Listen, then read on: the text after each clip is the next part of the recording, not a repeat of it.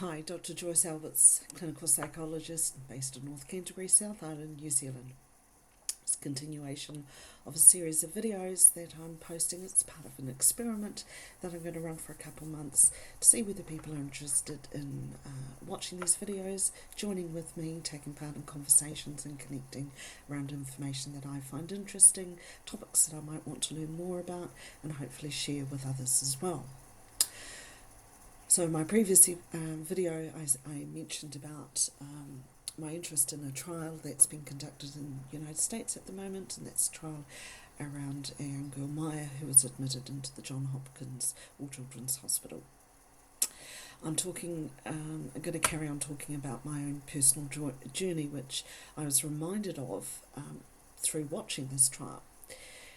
So as I said, this is around my then youngest daughter, and this is back in 1985. As I said, she had failure to thrive. That was the medical diagnosis and description, and we were referred to Christchurch Hospital Paediatric Department. So my husband and I, we take our wee daughter, who at the time was about 8 months old. She had, as I said, failure to thrive, which basically means she was not putting on weight in the absence of any other physical symptoms. So we go to this appointment thinking it's an outpatient appointment, thinking we're going to meet with a paediatrician and it's going to be part of a journey, ongoing, maybe assessments, treatments, really not knowing too much what to expect.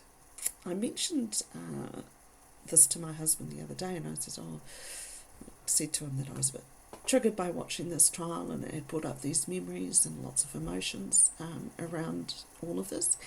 And as soon as I mentioned it, my husband recalled his memory. He said, "Oh, that's right."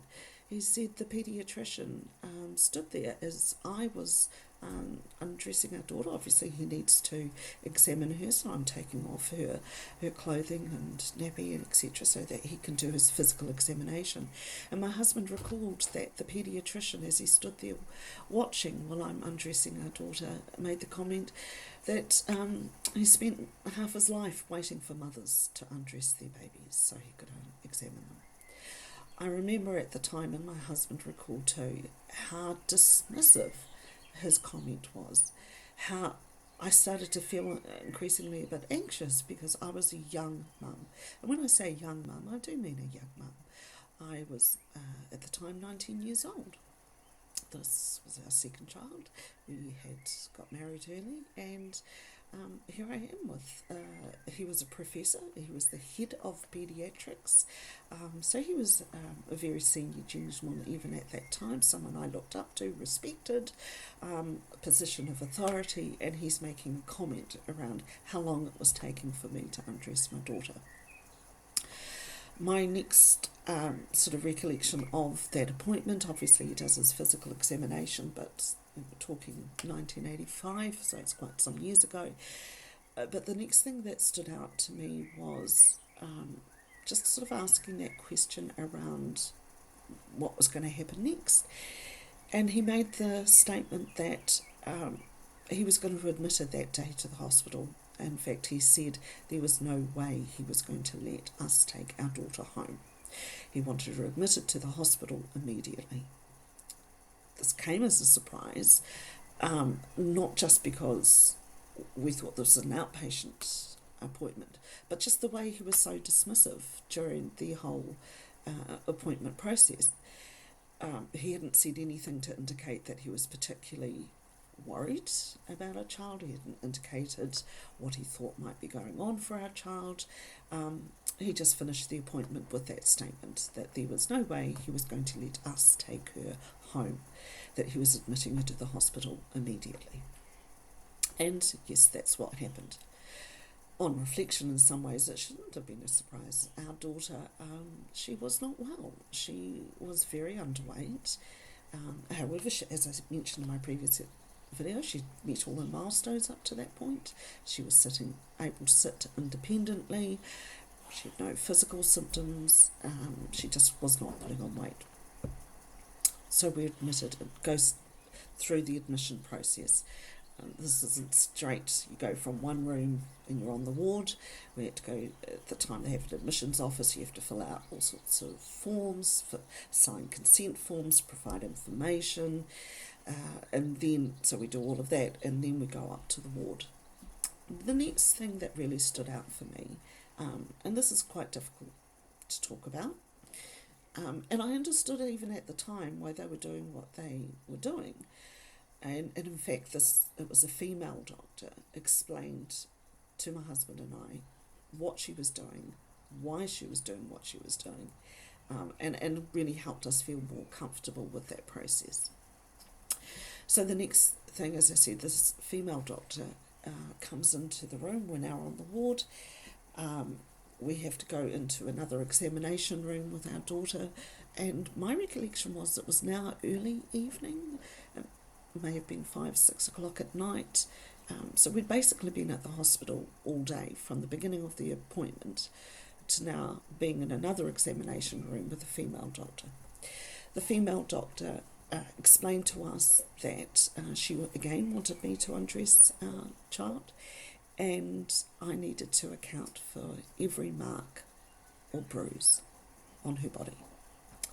There were none. She did have a birthmark at the time on her back, which subsequently just disappears over time. But I remember feeling a bit anxious about this. I was going to have to explain any marks or scratches, bruises, etc. The doctor explained that this was something as part of their process that they do routinely. At the time, I can't test to or say whether it still happens, but this was something they were doing routinely. I had to, as a mother, with a female doctor standing beside me, watching me as I undressed my daughter, explain any mark that was on her body, and feeling again very anxious and worried about, well, what if there is a mark and I can't explain it? But as I said, thankfully, there was none. And that examination finished, and we again returned to the ward. The key thing, which I will talk about, is that over the next days, because we were in hospital for weeks, the next days, the contact with the paediatrician who had admitted my daughter and had oversight of her care, and as I said, he was head of paediatrics, became more and more difficult. And eventuated to the point where I saw him one last time and then never saw him again. As I said, I'm not going to mention him by name. He has since passed away. So my daughter is admitted into the ward, and the paediatrician decided the course of treatment, even though they did not know what was the underlying cause of what they described as failure to thrive, but the course of treatment was going to be a high-protein milkshake that was administered every 2 hours by way of bottle. It wasn't until recently that a lot of this started to fall into place, and I remember that at no time was I ever alone with my daughter during that time that I was in hospital with her. I was either feeding her this high-protein milkshake formula, down at the nurses' station, talking to the nurses, and at the time it just felt like we were just having conversations. I'd feed my daughter, or one of the nurses would come into the room. They would bring the formula, the bottle, to me, or I'd go to the nurses' station to pick up the bottle. So we started this process of giving her this high-protein milkshake formula. Would say it's a milkshake, obviously it wasn't a milkshake, but it was a high protein milk formula by way of bottle. Then started the process of further assessments. This eventuated to, it progressed from examinations, blood tests, they started to do x-rays, ultrasounds, and then the one I'm going to talk about is the most distressing, because this started to become a pattern. So I tried to get up as I could. You can imagine sleeping in the hospital is not an easy thing to do at the best of times, and especially when your child is being fed on a very strict routine, and either myself or the nurses would be doing that. But this particular, I'll just back up a little bit. So I started to try to make sure that I got up in plenty of time, have my shower, grab something from the cafeteria for breakfast, or sometimes just having toast in the nurses' station. There was some toast and coffee and stuff that parents could help themselves to. And the reason I was doing this was because I started to notice within the very first days that the paediatrician would come onto the ward and do the ward rounds when I was not present. So I started to try to make sure that I would be there, but inevitably it meant that I can recall one time quite vividly. The room I was in with my daughter was right at the end of the ward, or as you enter the ward, I should say. So you come through double doors, and if you look to the right, then that would have been the room. The first room on the right was the room that my daughter and I were in. I remember hearing people approaching, thinking, oh good, it's a paediatrician, he's going to do his ward rounds, I'll get to have a talk with him. I go to the door, he sees me as he's coming through the door with some of his registrars or students that he had with him. He promptly turned around and walked off the ward. Yes, that's right. He did not complete his ward rounds as soon as he saw that I was present. He left the ward. I was completely confused by this. Not sure why this was happening. However, just carried on about my day, and talking to the nurses to try to find out what was going to be happening next. On another day, I'd had my toast, I had gone to have a shower, I'd gone off the ward and then come back onto the ward, walked into my room, and as I said, you came through the double doors, turned to the right, that was the first room, that's the room I was in with my daughter. Went into the room and my daughter wasn't there. Now this was not necessarily an unusual thing. If I was not there, she was most often with the nurses. So I go down to the nursing station and say, oh, have you seen, basically, where's my daughter? And the nurse looked at me shocked. And she said, oh, has nobody told you? And I said, nobody told me what? And she said, oh, she's under general anaesthetic. They're doing some more examinations on her that they felt needed to be done under general anaesthetic. So now my daughter has been taken away from the ward without my knowledge. Not necessarily something that you might think is unusual, but I did not know day to day what assessments, what they were trying to do. I was completely in the dark, and I'm told by this nurse, who looked shocked, that I didn't know that she was under general anaesthetic at the time. So she goes through that process, and then the paediatrician does come and talk to me, and I'm trying to find out what's going on. And he's explaining to me that they thought that if they were trying to rule out cancer, is what he was telling me. So they were doing some of their diagnostic processes to try to rule out cancer, but one of the things he thought might be a possibility was that she may have some sort of intestinal parasite, basically something in her intestine that was taking away or sucking up all of the goodness, and that was why she wasn't doing so well. Just want to point out though, as I said earlier, when she was admitted, she was able to sit unsupported. By this stage, she was now getting weaker and weaker. She had to be propped up in a pram that they had on the ward, pillows around her. She was not able to sit unsupported. The next thing that really stands out to me was this time I was told in advance, some of the doctors and nurses were really, really good, and they wanted to take photographs. So I had to go with my daughter, who was photographed. These were for medical purposes. It was like a studio I took it to within the hospital, where they did have professional cameras, lighting, etc.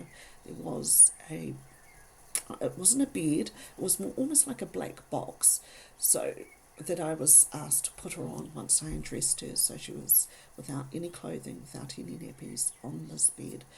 It was just myself and the camera person. I was asked to hold her feet to sort of stretch out her legs, and they took photographs front, back, and took a whole series of photographs. We were given the slides, and I kept those slides for many, many years. I'm not sure, probably still have them tucked away somewhere, but they're very painful, very difficult to look at, or even talk about. So basically, by this stage, my daughter's been on hospital now for nearly 2 weeks. The reason why the slides or these photographs that they took were so difficult was because she almost complete muscle atrophy in her arms, her legs. She was very unwell. Her abdomen was distended, and she really did look like a malnourished child. Remember, she was on a feeding regime of this high protein formula every 2 hours. The next thing I remember is the paediatrician, and I think I'm pretty confident in my memory that this was the last time I saw this paediatrician. He did want to come and have a meeting with myself and my husband, so my husband was present. He came into the ward, he came into the room.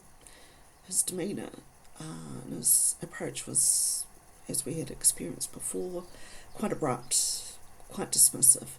But this time he's telling me that, telling my husband and myself, there was nothing medically wrong with my daughter. I simply had not been feeding her properly. Yep. So after nearly 2 weeks in hospital, head of paediatrics tells me that my daughter, who now can no longer sit unsupported, whose abdomen is distended, who has complete muscle atrophy of her upper and lower limbs, is really not doing very well at all, very lethargic. There's nothing medically wrong with her.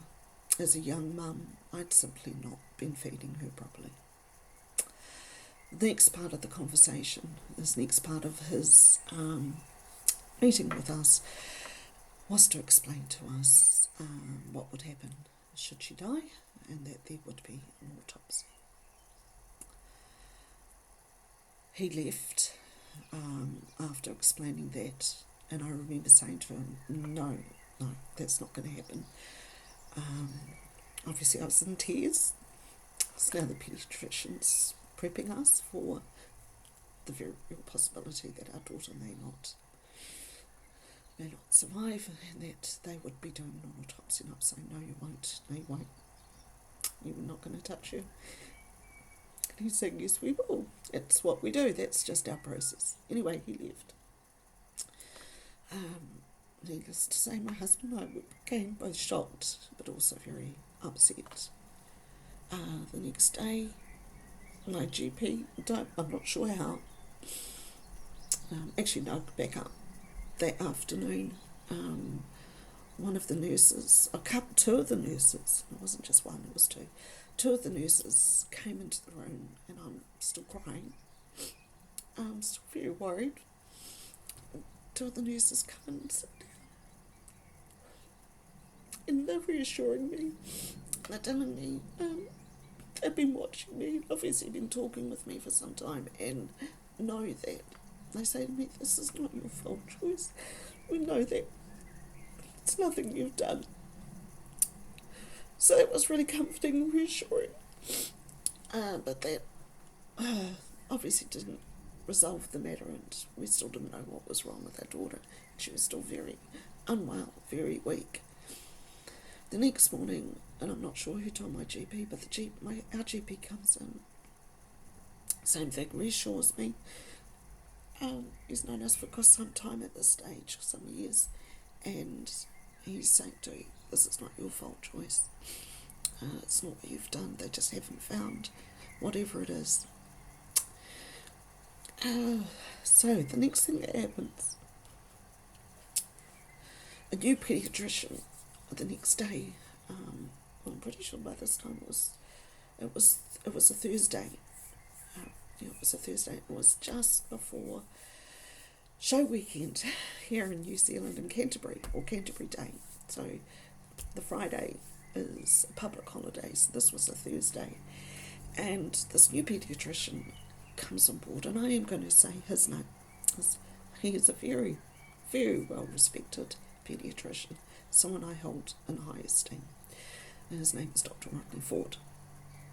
He comes in and explains to me that he was going to do some tests on our daughter, explains that he had recently returned from working over in the UK, that he was quite recently at the time, remember this 1985, working as part of paediatrics at Christchurch Hospital. He explains to me that he wants to do a skin prick test. It explains that his area of specialty is in allergies, food allergies. So Dr. Ford proceeds to do a skin prick test. Within 10 minutes, he's confirmed the diagnosis that our daughter had very severe dairy product allergy. He said that as soon as he saw our daughter, he'd already read the file obviously, but as he just physically looking at her, he was pretty convinced that she was showing all of the physical signs, plus her history that indicated a dairy product allergy. And the skin prick test confirmed this. He immediately took her off the high protein formula that she had been prescribed and treated on. He also told myself and my husband to take her home for the weekend. We'd been in hospital for coming up, it was very close to 3 weeks at that stage. So we took her home for the weekend and had a lovely weekend away from the hospital. He'd prescribed a dairy-free formula for her. We returned to the hospital on the Monday morning. We were discharged and readmitted. She'd go through the admission process again, which involves also all of the physical checks, measures, weights, etc., etc. To their surprise, and to our absolute pleasure, over the course of that weekend, 3 days, the treatment, Dr. Ford, taking her off that high protein formula, she put on 750 grams. That's right. Contrast that with the treatment of the head of paediatrics, who had determined there was nothing medically wrong with our child. I had not been feeding her properly, despite the fact that she was literally being fed by the hospital and had become very unwell, very weak, had lost a lot of weight and continued to lose weight under their care. And it wasn't until another paediatrician makes a diagnosis of what would be probably considered today now probably more common to go down that track, but at that time in 1985 I myself had never heard of a child being allergic to dairy products, especially to that point, to that extent that the child could become so unwell. So why have I talked about all of this, as difficult as it is? I wanted to share that story because this was 1985, and when I'm listening to what Maya and her family went through, and I don't know what the outcome is, but just hearing that information and hearing some of the testimony, I was just absolutely astounded that this family went through something way worse, far more tragic. But there were elements of their story that I identified with, and they went through that in 2016. Where the fault was placed on the mother. Now, I know that a jury is going to make the final decision, but what I know about this case is that there are a number of specialists who specialise in complex regional pain syndrome in paediatrics who had assessed and diagnosed using robust criteria and diagnosed CRIPS. And yet a group of doctors and nurses and a social worker decided that was not the diagnosis, leading to harm to the child. Thankfully for myself and my daughter and my family, she recovered very, very quickly. But what we went through in those weeks became increasingly alarming. And it wasn't until afterwards that I put it together that what that head of paediatrics was talking about was Munchausen by proxy. And I'm going to end this video now on that thought, that a child could be under the care of a doctor or medical professional with symptoms, with a presentation that may not be familiar to them, may not be usual, may be unusual, but somehow it's dismissed that there could be another explanation, and the only explanation they're looking at is that somehow this is the mother's fault and that the mother's done something wrong to this child. I want to talk about this some more in some other videos. I'll even talk about some of the diagnostic criteria that is currently in our DSM-5 TR that a psychologist or a medical professional may look at and refer to. I'm hoping that this makes some sense, and I'm hoping that should I post this video, because I'm not sure that I will, because I've got quite emotional with it, if I do post this in its raw form, that this may start some of this conversation and people may connect with us. Thanks for your time. Ka kite.